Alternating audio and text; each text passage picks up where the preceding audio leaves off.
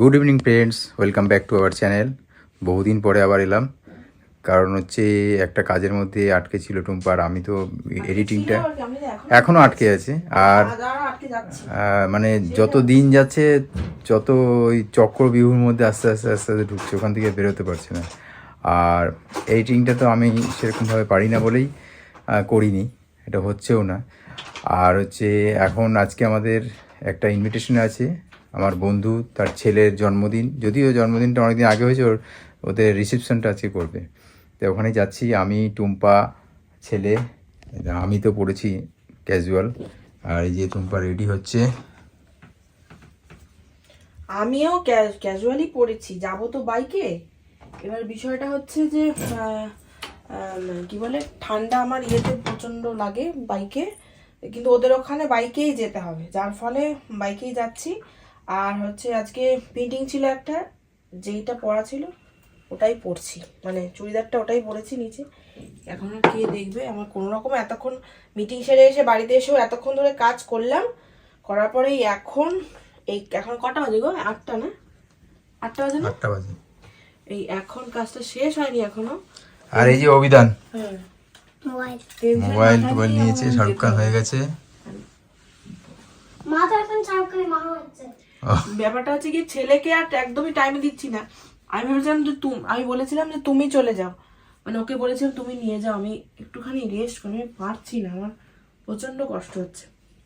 এবার ছেলেরও একটা ব্যাপার আছে যে মা চলো, এই জন্য যাওয়ার। তাছাড়া এটা না গেলে ঠিক খারাপই লাগবে, যার ফলে যাচ্ছি। কি করব, সবই মেনটেন করতে হয়, বুঝতেই পারো মেয়েদেরকে। সব আমি ভালো করে মুখও ধরি, তার উপর দিয়ে মেকআপ চড়াচ্ছি, মানে যা না তা অবস্থা আমার।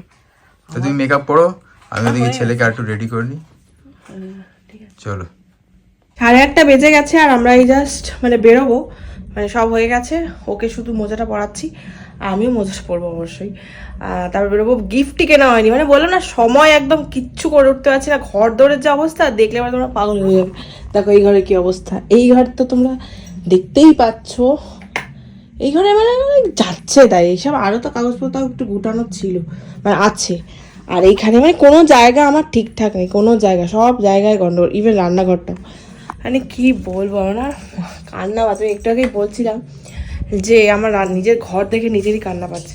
মানে কিছু করার নেই, একটার পর একটা কাজের ফিরিস্তি। ডেইলি যারা চাকরি করে সেটা তো একটা আছেই, তারপরে আবার এইসব কাজের এক্সট্রা চাপ, আর এক্সট্রা কাজ মানে সব ফালতু কাজ দিচ্ছে, মানে আর কি বলবো, বলার আমার কিছু আর ভাষা নেই। কাজ পেয়েছি, করতে তো হবে। আমার মোজাটা কোথায় রাখলাম, সব আমি ভুলে যাচ্ছি। খেলনা মোজা সব একরকম হয়ে গেছে। চলো।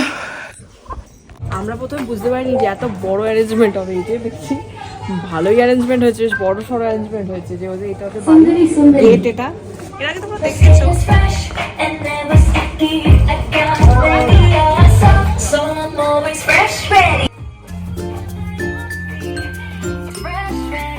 अजीबोगरीब डरावना प्राणी देखा है, लेकिन अभी तक यह स्पष्ट नहीं हो पाया है कि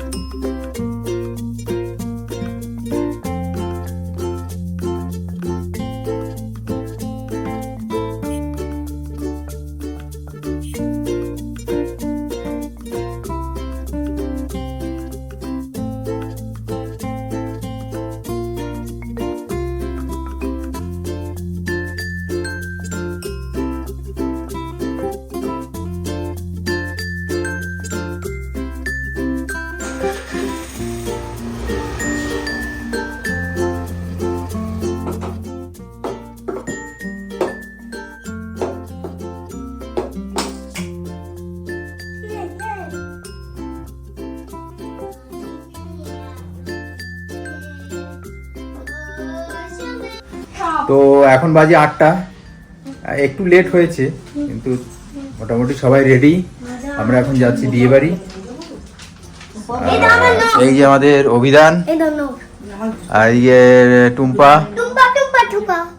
সেজেছি আজকে অ্যাকচুয়ালি আমাদের আর এই যে আমাদের ডাক্তারের গেস্ট কাছে আমরা, শাশুড়ি সবাই মাতা। দেখাই আমাদের ফ্যামিলি ডক্টর, ওনার ছেলের বিয়ে আজকে রিসেপশন রয়্যাল হাটে হচ্ছে, সেখানেই আমরা যাচ্ছি। বাবাকেও নেব, তারপর যাবো। তো আর দেরি করে লাভ নেই, চলো। তাই তো।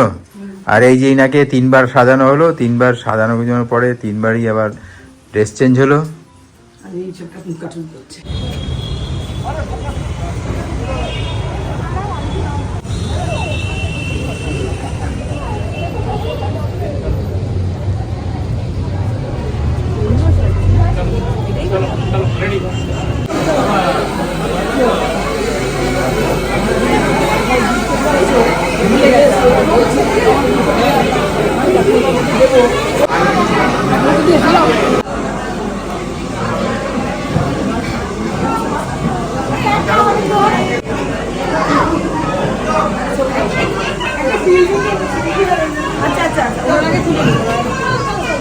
এখন আমাদের স্টার্টারের পর্ব চলছে, ফিশ ফিঙ্গার খাচ্ছি। ভালো আছে।